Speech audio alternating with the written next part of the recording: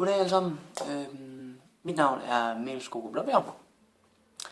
Jeg har valgt at anmelde den her bog, der hedder Hobbitten, en uventet rejse. Jeg går i 9. A på Hadsten skole. En fantastisk skole og en fantastisk klasse.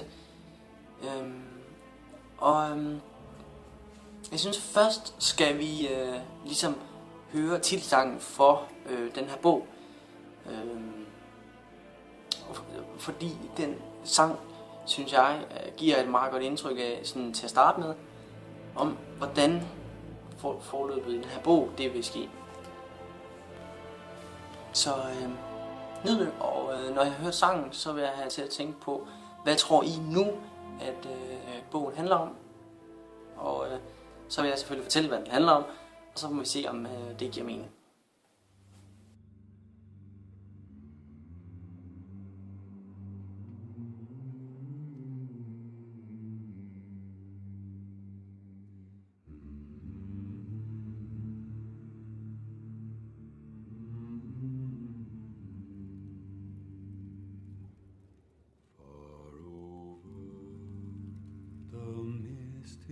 Mountains cold, to dungeons deep and caverns old, we must away ere break of day to find our long forgotten gold. The pines were roaring on the height, the winds were moaning in the night, the fire was red, it flaming spread, the trees like torches blazed with light. Velkommen tilbage. Jeg håber I nød den, og nu jeg har gjort jeres forventninger om, hvad I tror, at den her bog vil komme til at handle om, så vil jeg starte med at forklare lidt om forfatteren. Forfatteren, det er John Rennell Rule. Han levede fra 1892 til 1973, og han var en meget speciel mand i sin tid. Fordi John, han var middelalderekspert, og han var sprogekspert. Og han var blandt de meget vise. Han var blandt de meget kloge og meget velsete mænd dengang. Og selvfølgelig var det først efter hans død, at hans værker blev virkelig kendte. Og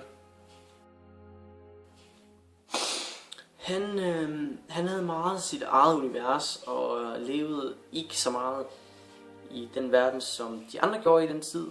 Og det er selvfølgelig noget, vi nyder godt af nu. Men folk, selvom han var set som en af de vise, så folk ham måske ikke rigtigt som... Altså, de så ham måske ikke rigtigt som en af de virkelig gode forfattere. Så. Fakta. Ja.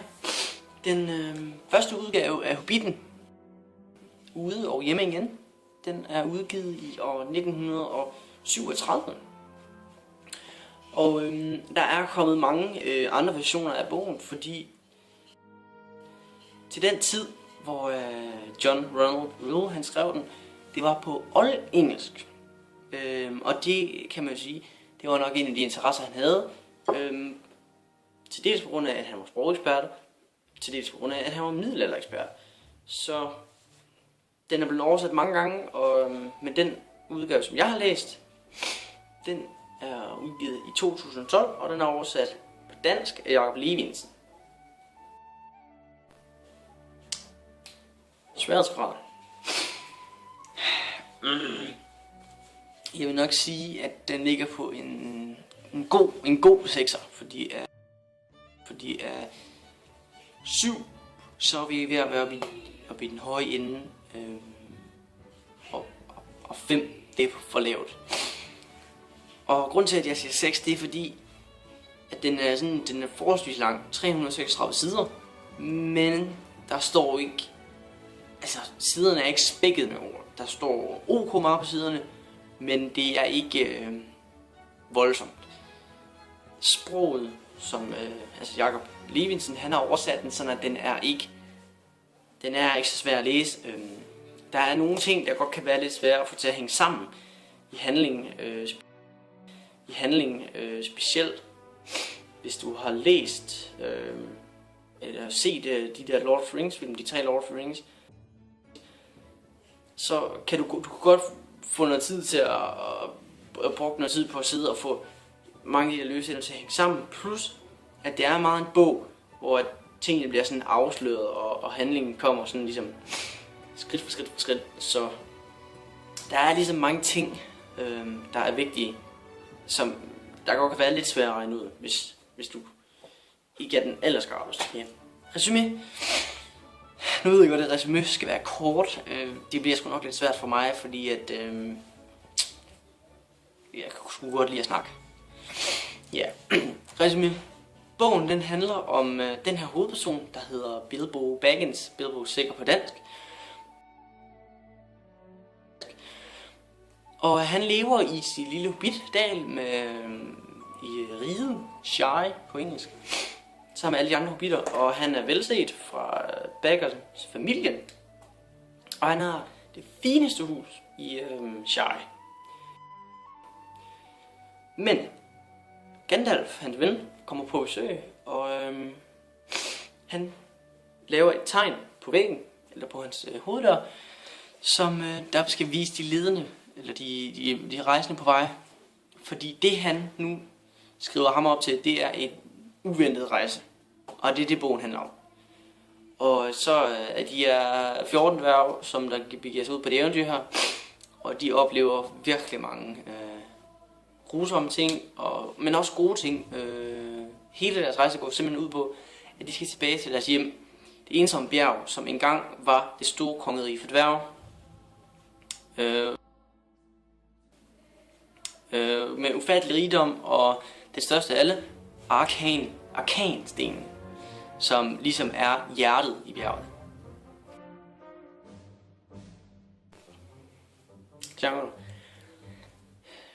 Det er selvfølgelig en eventyrbog, og så har jeg valgt lidt at beskæftige mig med et emne, som jeg vil kalde læsegruppe.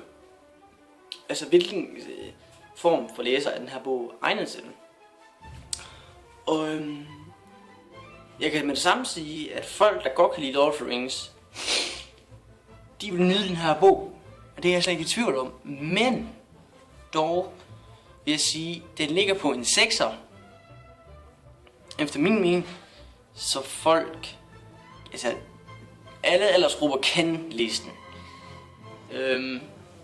Men altså du skal nok, lad os sige, folk på 15 år og derover er nok mest tilegnet, fordi jeg vil sige, min lillebror han er 11-12 år,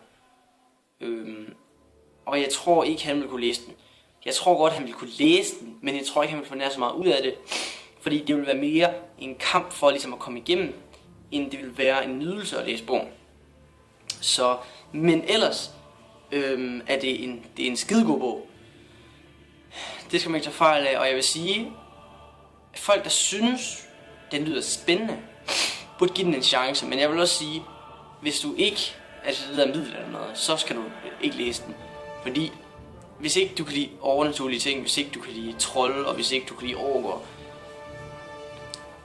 så lad være, altså.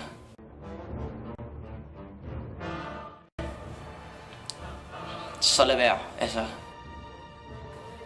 Den, for os, der kan lide det, jeg er måske lidt en eventyrnørd på det område. Men jeg synes, det er en virkelig fed bog, og til folk, der virkelig nyder den, altså sådan noget middel eller noget, de burde 100% læse den. folk, der måske er lidt i tvivl.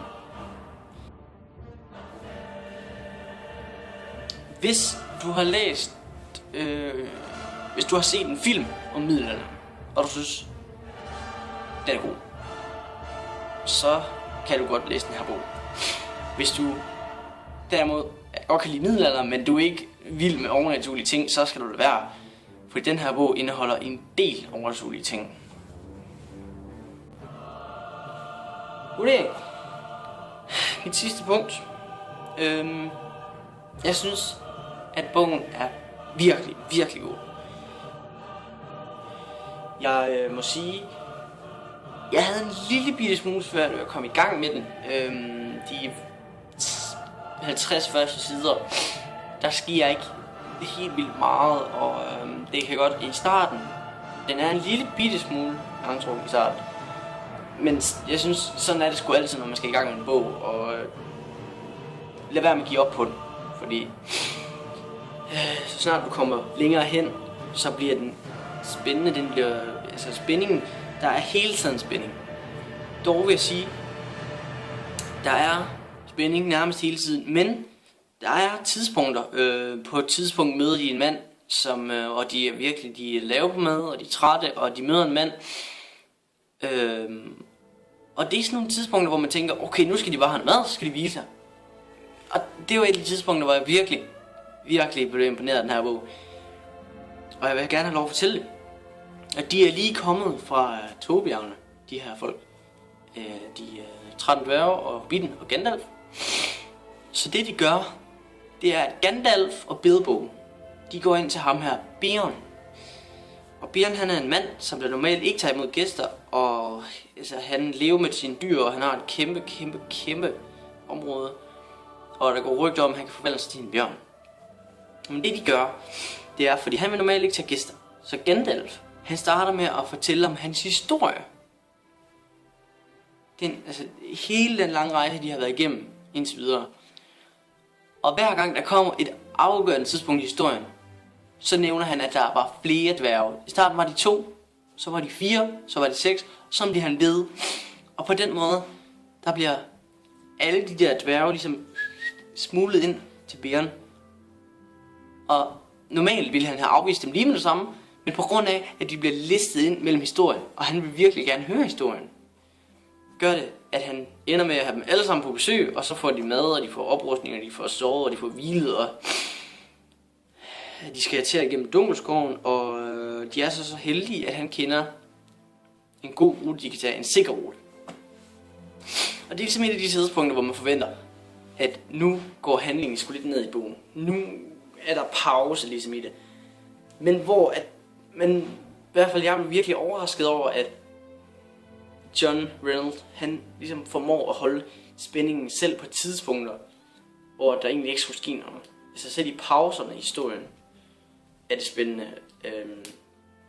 Og det er virkelig et plus op. Så altså hvis man skulle give den en 1-10, så ville jeg nok give den 9. Og grunden til, at der mangler det sidste tal, det er simpelthen fordi, når du kommer hen mod slutningen, i starten, fra Beorn og videre, der går tingene simpelthen for hurtigt. Bogen kunne sagtens have været 150 sider længere, fordi det virker som om, at der hvor der egentlig er mest spænding, der går det hurtigst. Og det synes jeg er ærgerligt, fordi bogen kunne virkelig, den holder spændingen hele vejen igennem, men på et tidspunkt, der bliver det simpelthen for meget. For der sker så sindssygt meget, og stadig så forklarer han tingene sådan. Han kunne godt have trukket lidt smule mere ud, fordi det sker bare lige i slutningen, men det er selvfølgelig bare min mening.